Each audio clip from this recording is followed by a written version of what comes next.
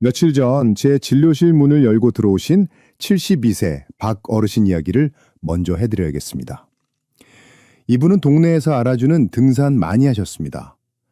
일주일에 3번은 꼭 뒷산을 오르실 정도로 정정하셨던 분인데 진료실에 들어오시는 모습은 마치 며칠 밤을 꼬박 세운 사람처럼 눈밑이 퀭하고 걸음걸이도 힘이 하나도 없으셨습니다. 제가 어디가 편찮으셔서 오셨냐고 여쭤보니 한숨을 푹 쉬시면서 이렇게 말씀하시더군요. 선생님, 저는 이제 밤이 오는 게 무섭습니다.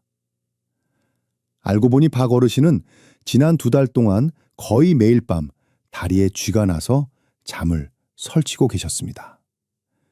여러분, 이 이야기가 박 어르신만의 이야기일까요? 절대 아닙니다. 지금 이 영상을 보시는 여러분 중에도 고개를 끄덕이시는 분들이 많으실 겁니다. 실제로 통계를 보면 우리나라 60세 이상 어르신들 중에서 절반에 가까운 분들이 밤마다 찾아오는 다리 경련, 즉 야간 다리질을 경험하고 계십니다.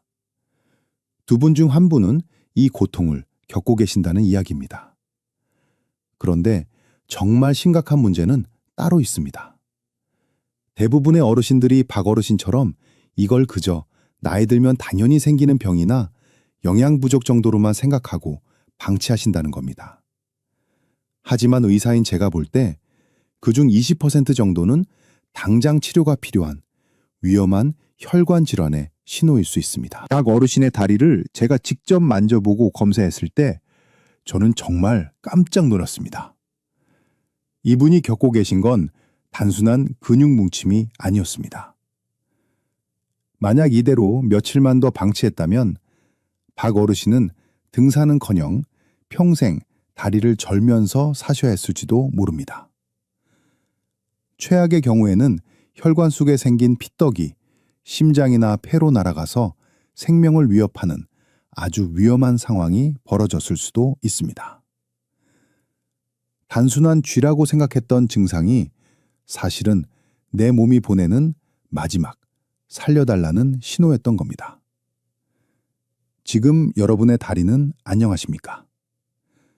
혹시 밤마다 찾아오는 불청객 때문에 파스 냄새 풍기며 억지로 잠을 청하고 계시지는 않으신가요?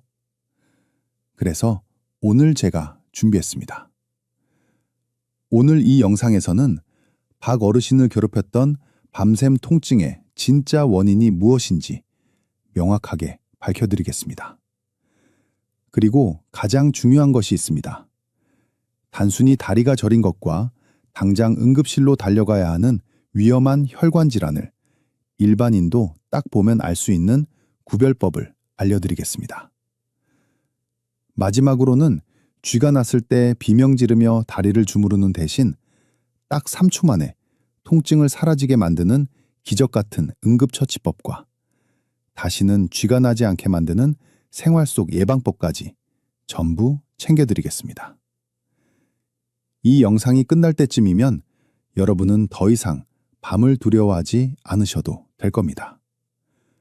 오늘 밤부터 당장 2다리 쭉 뻗고 꿀잠 주무실 수 있게 제가 도와드리겠습니다. 제 이야기가 궁금하시고 오늘 밤 편안한 잠자리를 원하신다면 지금 바로 좋아요 버튼 한번 꾹 눌러주세요. 그리고 댓글창에 기대라고 딱 2글자만 남겨주시면 제가 힘을 내서 더 알찬 정보로 보답하겠습니다.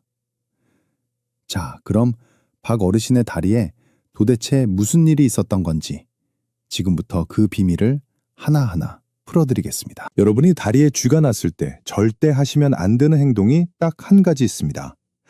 바로 무조건 마그네슘 부족이라며 영양제만 사다 드시는 것과 터지듯이 아픈 종아리를 힘으로 꾹꾹 눌러서 주무르는 행동입니다. 앞서 말씀드린 72세 박 어르신이 딱 이렇게 하고 계셨습니다.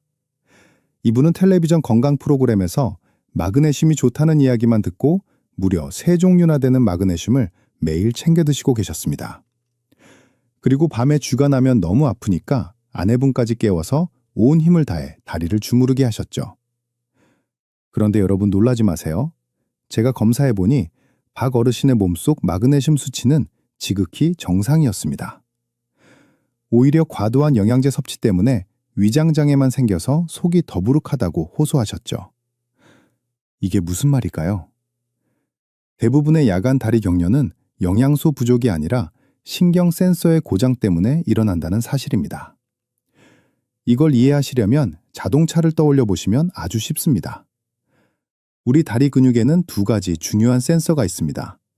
하나는 엑셀처럼 근육을 수축시켜서 힘을 쓰게 만드는 센서고, 다른 하나는 브레이크처럼 근육을 이완시켜서 쉬게 만드는 센서입니다.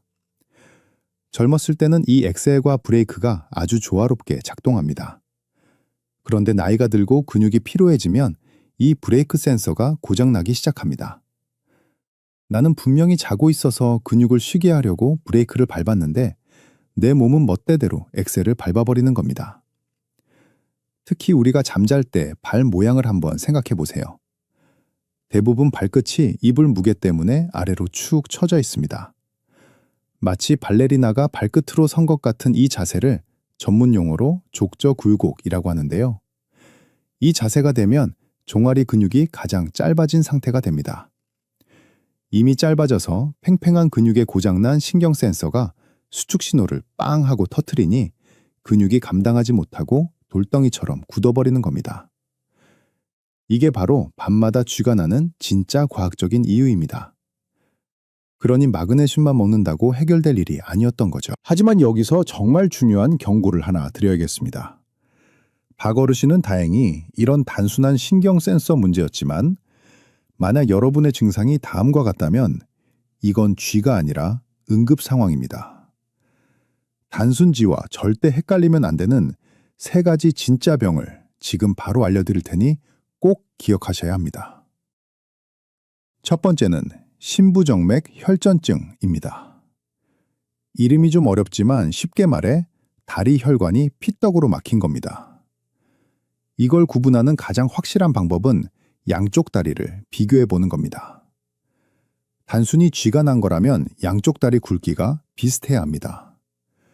그런데 만약 한쪽 종아리만 퉁퉁 부어 있거나 피부 색깔이 붉게 변했거나 만졌을 때 핫팩처럼 뜨끈뜨끈한 열감이 느껴진다면 이건 100% 혈관 문제입니다. 이때 함부로 다리를 주무르면 혈관 속에 있던 피떡이 떨어져 나가서 심장이나 폐를 막아버릴 수 있습니다. 정말 위험천만한 행동이 되는 거죠. 두 번째는 말초동맥 질환입니다. 이건 반대로 혈관이 좁아져서 피가 안 통하는 병입니다. 이때는 다리가 붓는 게 아니라 오히려 차갑고 창백해집니다. 발등 한가운데를 손가락으로 지그치 눌러보세요. 건강한 사람은 여기서 콩닥콩닥 맥박이 뛰어야 하는데 이 병이 있으면 맥박이 아주 약하거나 아예 안 잡힙니다. 조금만 걸어도 종아리가 터질 듯이 아프다가 쉬면 괜찮아지는 증상이 반복된다면 당장 혈관 초음파를 찍어보셔야 합니다. 방치하면 다리 조직이 괴사해서 절단해야 할 수도 있는 무서운 병입니다. 마지막 세 번째는 하지불안 증후군입니다. 이건 통증이라기보다는 기분 나쁜 불편함입니다. 어르신들이 표현하시기로는 다리에 벌레가 스물스물 기어가는 것 같다거나 전기가 찌릿찌릿 통하는 것 같다고 하십니다. 그리고 가만히 있으면 미칠 듯이 불편한데 다리를 움직이면 거짓말처럼 편안해집니다. 이건 도파민이라는 뇌 신경 전달 물질의 문제라서 쥐 잡는 약이 아니라 완전히 다른 치료가 필요합니다. 박 어르신이 처음에 저를 찾아오셨을 때 제가 가장 먼저 확인한 게 바로 이 세 가지였습니다. 다행히 박 어르신은 붓기도 없었고 발등 맥박도 힘차게 뛰고 계셨습니다. 그제야 저는 안심하고 박 어르신께 말씀드렸습니다. 어르신, 이건 큰 병은 아니지만 그렇다고 마그네슘만 드신다고 낫는 것도 아닙니다. 제가 알려드리는 방법대로 딱 3초만 투자해보세요. 라고요. 만약 여러분도 제가 지금 말씀드린 위험 신호가 없다면 이제부터 제가 알려드릴 3초 해결법이 직방으로 통하실 겁니다. 밤마다 찾아오는 끔찍한 고통, 약 없이 내 손으로 즉시 없애는 기적 같은 방법을 다음 파트에서 바로 공개하겠습니다.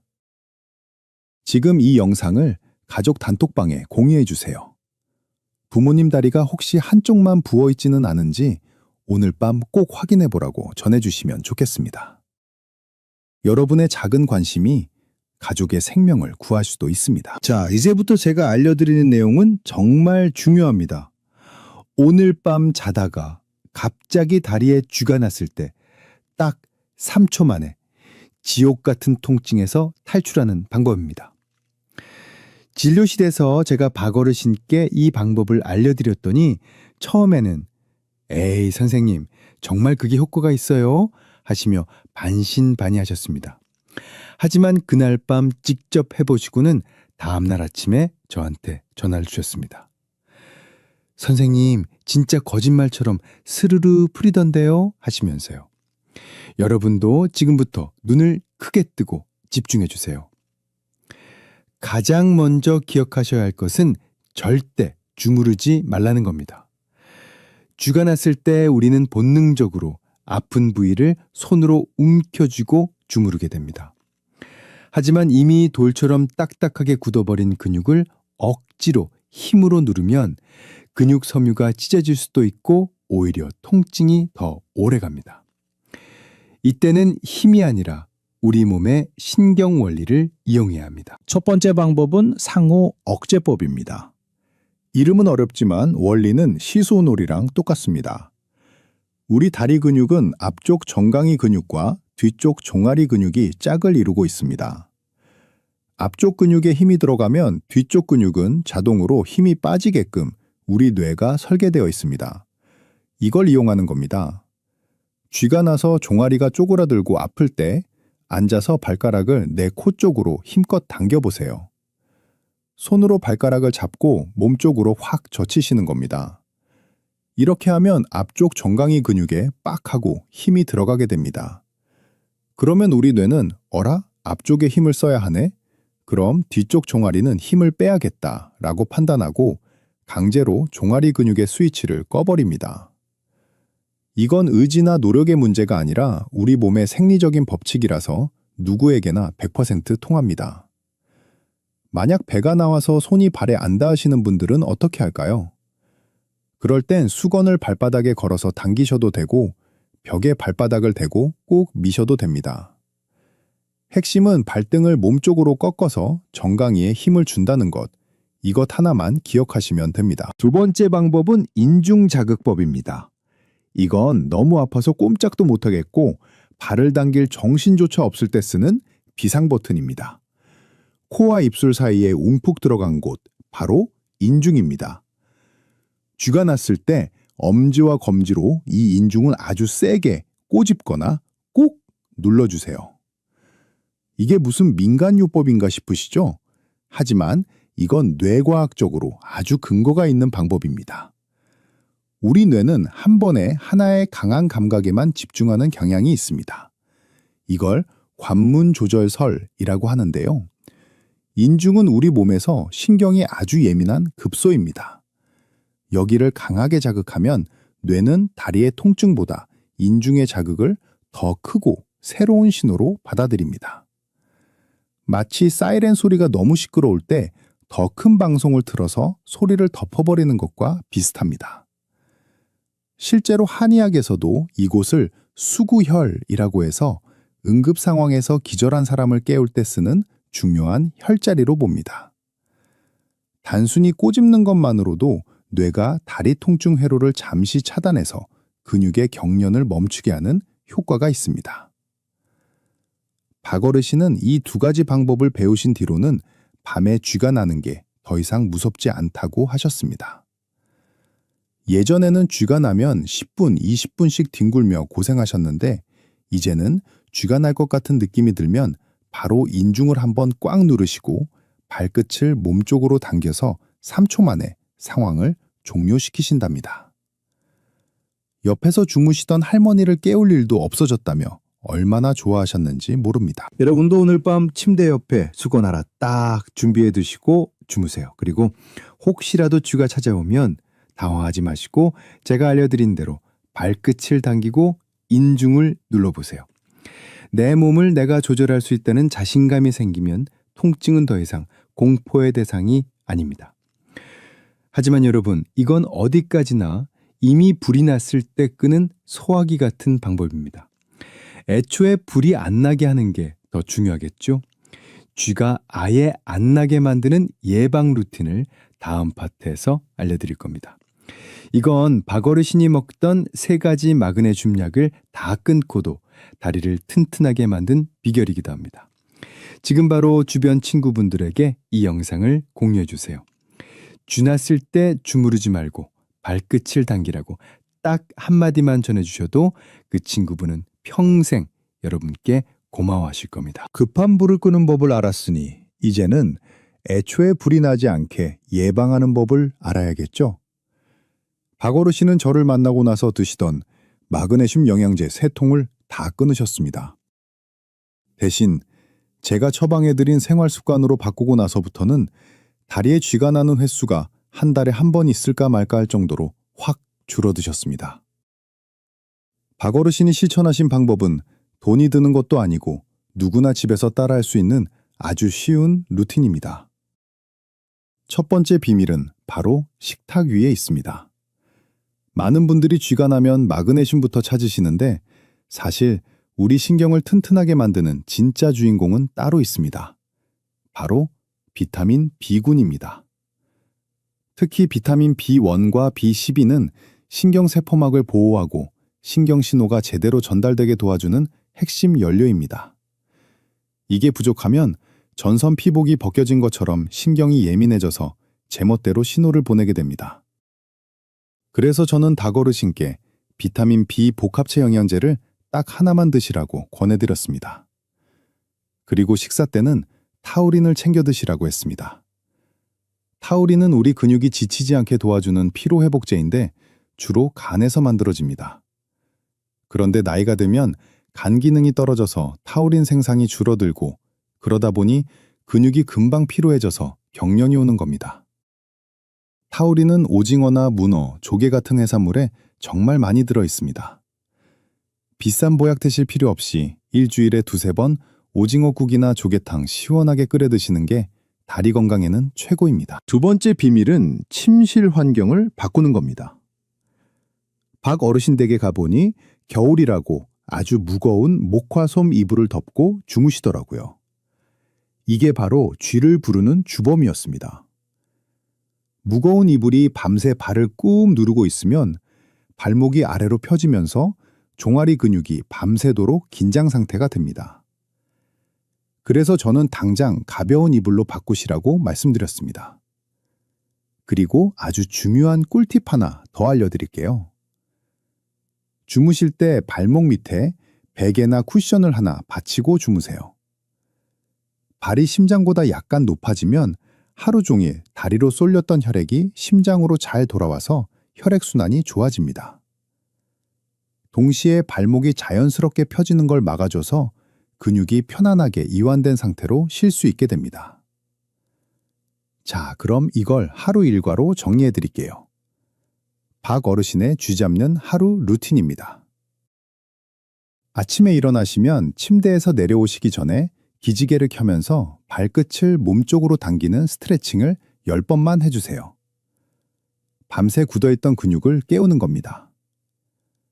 점심에는 오징어나 조개류가 들어간 반찬을 맛있게 드시고 식후에는 가벼운 산책으로 햇볕을 쬐며 비타민 D를 합성하세요. 저녁에는 주무시기 1시간 전에 따뜻한 물로 15분만 족욕을 하세요. 이때 물 온도는 40도 정도가 딱 좋습니다. 너무 뜨거우면 오히려 근육이 놀랄 수 있으니까요. 그리고 잠자리에 들 때는 가벼운 이불과 발목 쿠션 잊지 마시고요. 이렇게 딱 2주만 해보시면 여러분의 다리가 달라지는 걸 느끼실 겁니다. 이제 여러분들이 진료실에서 자주 물어보시는 궁금증 몇 가지를 시원하게 해결해 드릴게요. 질문 하나. 선생님, 저는 고지혈증 약을 먹는데 이것 때문에 쥐가 날 수도 있나요? 네, 맞습니다. 아주 예리한 질문입니다. 고지혈증 약인 스타틴 계열이나 혈압약 중의 이뇨제 성분은 근육에 영향을 줄 수 있습니다. 스타틴은 근육세포막을 불안정하게 만들 수 있고, 이뇨제는 몸속 전해질을 소변으로 배출시켜서 쥐가 나게 만들 수 있거든요. 만약 약을 드시기 시작한 시점부터 쥐가 자주 난다면 절대 임의로 약을 끊지는 마시고 주치의 선생님과 상의해서 약 종류를 바꿔보시는 게 좋습니다. 질문 2. 마그네슘을 먹어도 왜 효과가 없나요? 마그네슘이 효과가 없는 게 아니라 번지수가 틀렸을 가능성이 큽니다. 아까 말씀드렸듯이 영양 부족보다는 신경 피로가 원인인 경우가 훨씬 많거든요. 그리고 마그네슘은 흡수율이 낮아서 많이 드시면 설사만 하고 다 빠져나가는 경우도 많습니다. 그래서 무작정 양을 늘리기보다는 신경 비타민인 비타민 B를 같이 챙기시는 게 훨씬 효과적입니다. 이 궁금증이 좀 풀리셨나요? 건강은 거창한 게 아닙니다. 오늘 제가 말씀드린 작은 습관들이 모여서 내 몸을 지키는 튼튼한 방패가 되는 겁니다. 박어르신도 처음에는 반신반의하셨지만 지금은 저한테 그러십니다. 선생님, 진작에 이불 바꾸고 오징어국 먹을 걸 그랬어요. 라고요. 지금 당장 실천하실 준비가 되셨다면 댓글에 숫자 1이라고 남겨주세요. 나도 이제 쥐 없이 꿀잠 자겠다는 여러분의 다짐을 보여주세요. 다른 분들이 남긴 숫자 1을 보면서 아, 나만 노력하는 게 아니구나 하고 서로 힘을 얻으실 수 있을 겁니다. 자, 오늘 정말 많은 이야기를 나눴습니다. 혹시라도 내용이 길어서 깜빡하셨을 분들을 위해 오늘 꼭 기억하셔야 할 핵심 3가지를 딱 정리해 드리겠습니다. 이 3가지만 기억하셔도 여러분의 다리 건강은 확실히 달라질 겁니다. 첫째, 내 다리의 쥐가 단순한 근육 경련인지 아니면 혈관이 보내는 구조 신호인지 반드시 확인하셔야 합니다. 다리가 한쪽만 퉁퉁 붓고 뜨겁거나 반대로 차갑고 맥박이 안 잡힌다면 그건 쥐가 아닙니다. 그럴 땐 지체하지 말고 바로 병원으로 가셔서 혈관 검사를 받으셔야 합니다. 둘째, 밤에 쥐가 났을 때 절대 비명 지르며 주무르지 마세요. 발가락을 내 코 쪽으로 당겨서 정강이에 힘을 주는 상호 억제법, 그리고 인중을 세게 눌러서 뇌를 속이는 인중 자극법, 이 2가지면 3초 만에 지옥 같은 통증에서 탈출하실 수 있습니다. 셋째, 비싼 마그네슘보다 신경을 지키는 비타민 B와 타우린을 챙기세요. 그리고 오늘 밤부터 당장 무거운 이불은 치우시고 발목 밑에 쿠션을 하나 받쳐주세요. 이 작은 습관이 여러분의 밤을 지켜줄 겁니다. 얼마 전 저는 진료실에서 박 어르신을 다시 뵀습니다. 문을 열고 들어오시는데 처음 배웠을 때 그 퀭하고 어두웠던 표정은 온데간데없고 얼굴에 윤기가 흐르시더군요. 저한테 자랑스럽게 스마트폰 사진을 보여주셨는데 다시 동네 뒷산 정상에 올라가서 찍은 사진이었습니다. 어르신이 활짝 웃으며 이렇게 말씀하셨습니다. 선생님 덕분에 이제 밤에 다리 뻗고 잡니다. 우리 집사람도 이제야 살 것 같다고 하네요. 그 말씀을 듣는데 의사로서 이보다 더 큰 보람은 없겠다는 생각이 들었습니다. 밤새 편안하게 자는 것, 아침에 개운하게 일어나는 것, 그 평범한 일상이 사실은 가장 큰 축복입니다. 여러분, 건강은 거창한 결심에서 오는 게 아닙니다. 오늘 제가 알려드린 것처럼 오징어국 한 그릇 챙겨 드시는 것, 잠자기 전 15분 족욕하는 것, 이런 사소한 실천들이 모여서 기적을 만듭니다. 혹시 지금도 다리쥐 때문에 남몰래 고통받고 계신 분이 있다면 포기하지 마세요. 박어르신이 해내신 것처럼 여러분도 분명히 해내실 수 있습니다. 오늘 밤은 부디 쥐 걱정 없이 평온한 꿈 꾸시길 진심으로 바라겠습니다. 오늘 영상이 여러분의 건강한 잠자리에 조금이라도 도움이 되셨다면 구독과 알림 설정 버튼을 꼭 눌러주세요. 여러분의 클릭 한 번이 제가 더 좋은 영상을 만드는데 정말 큰 힘이 됩니다. 저는 다음 시간에도 여러분의 몸과 마음을 치유하는 따뜻하고 유익한 이야기로 다시 찾아오겠습니다. 지금까지 여러분의 건강 주치의였습니다.